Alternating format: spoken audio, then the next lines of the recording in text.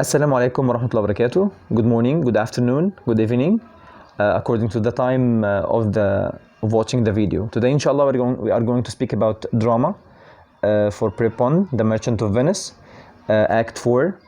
And Act 4 is called The Judgment. Today, inshallah, we are going to speak about Scene 1. The judgment means that you are going to make a decision related to someone, okay? And of course, we know that this judgment is for Antonio, because Shylock wants to take his revenge and wants to take the pound of flesh. We are going to read the summary and discuss it together. Now we are going to start. In Venice, the court arranges for Antonio's trial, and the Duke of Venice greets Antonio and expresses pity for him, calling Shylock an inhuman monster who can show neither pity nor mercy. So now they are arranging or preparing Antonio for the revenge or the trial, and the Duke himself describes Shylock as a monster. Like he is not merciful, he is not a person, he is not a human. Okay, Antonio says he knows the Duke has done all that he can to lawfully stop Shylock's bad intentions, and that since nothing else can be done, Antonio will respond to Shylock's anger with a quietness of spirit. Like Antonio appreciates what the Duke is doing because he wants to stop Shylock from taking the pound of flesh, but because this is the law and he signed an agreement, like he is going to accept whatever is going to happen.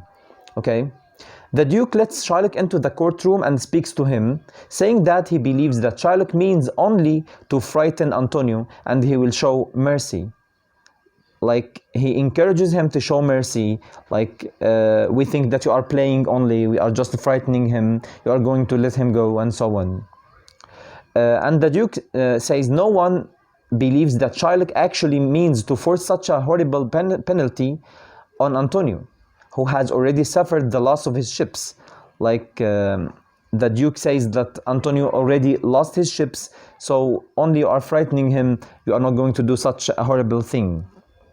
Okay, Shylock repeats his intentions and says that should the court deny him his right, the city's laws and freedoms will be broken. Like if the Duke didn't make him take his revenge, or didn't apply the rules, or didn't honor the agreement, Venice will be in trouble, because people will say that Venice doesn't apply the rules, and they are not justice, or they do not have justice, or something.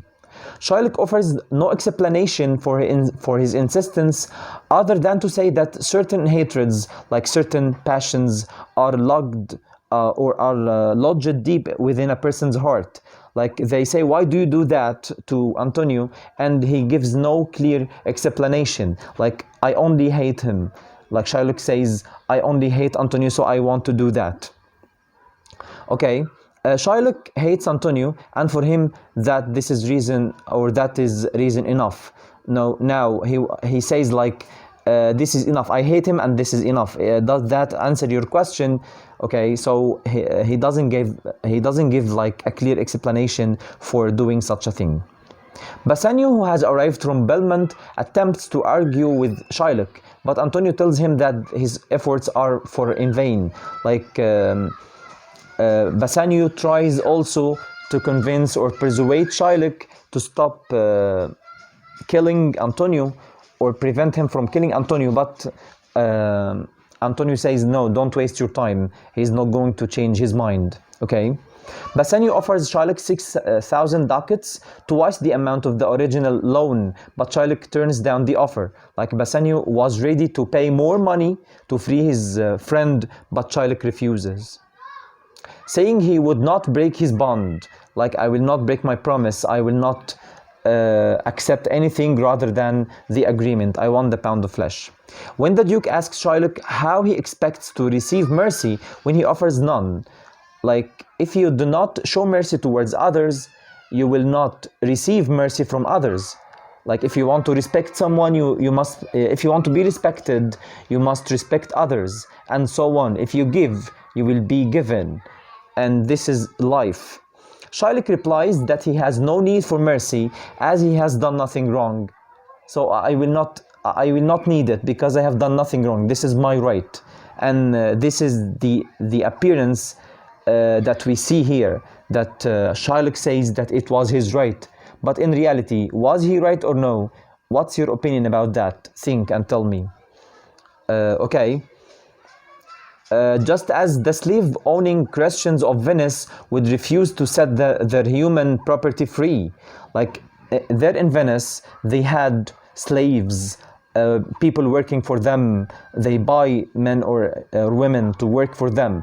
Now Shylock is giving an example of are you going to do the same with your slaves? And you, of course, you will not do that. So I will not show mercy towards Antonio.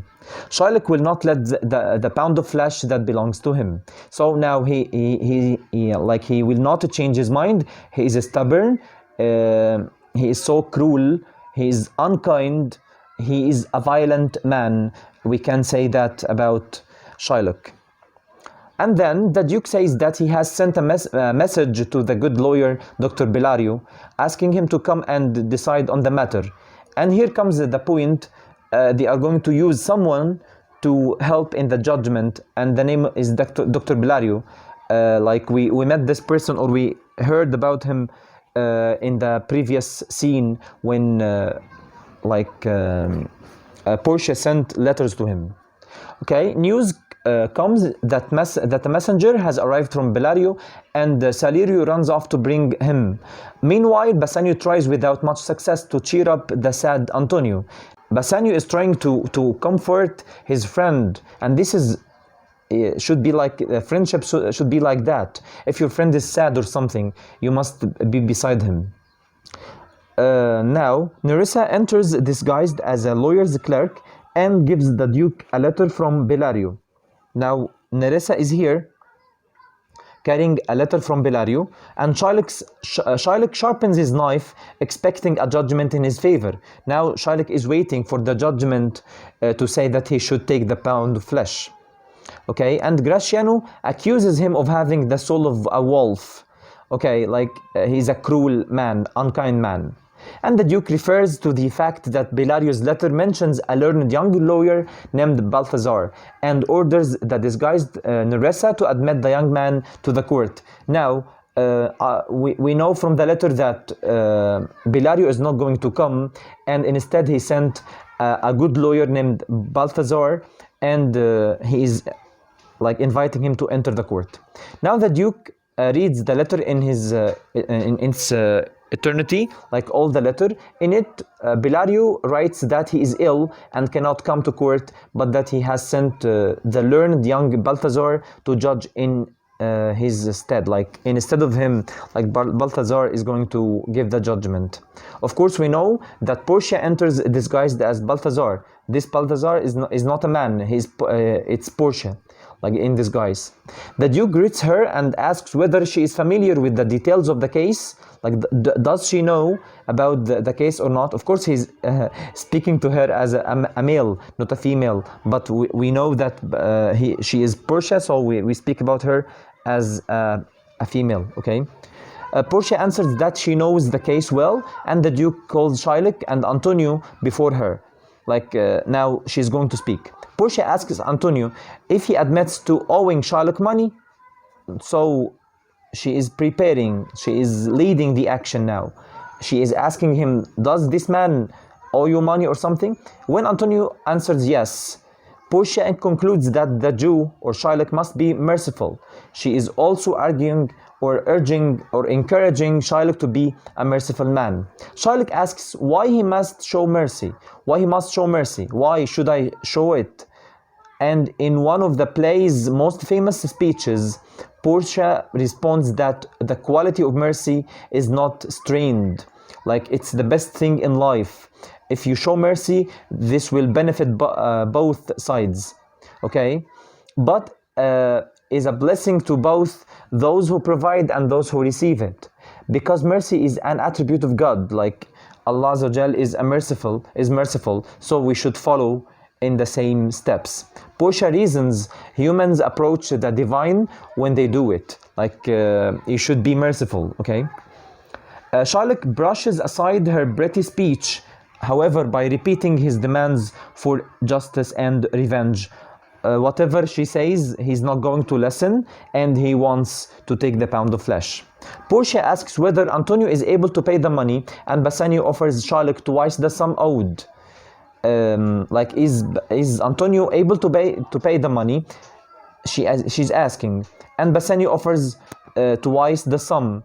Like, he wanted to repay the money, but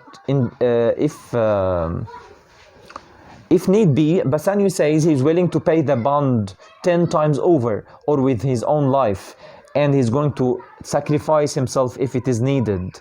Like, he should, if he's asked to do that, Bassanio will pay his life to save his friend, and this shows us like he loves him so much. Bassanio begs the court to change the law slightly in order to free and save Antonio, and in this part Bassanio wants the Duke to be unfair, like to change the law, to do something wrong, okay? To change the law slightly in order to free and save Antonio, reasoning that such a small change is a little wrong for a great right. Now, if you were in the Duke's place, would you change the law to save someone? I think no, this is not right. Portia replies, however, that the law shall not be broken. Portia is playing a good role because she wants Shylock to believe that she is on his side, okay? And we see that Portia replies, however, that the law shall not be broken. The decrees of Venice must stand. Like, the law in Venice can't be broken. Shylock joyfully appreciates Portia's wisdom and gives her the bond for inspection. She looks it over, declares it legal and binding, and bids Shylock to be merciful. Again, she says, like, you have the right to do that, but you can show mercy, it's better. But Shylock remains deaf to reason, however, and Portia tells Antonio to prepare himself for the knife. Now, Portia says that the agreement must be honored, and she asks Antonio to open the shirt for Shylock to take the pound of flesh.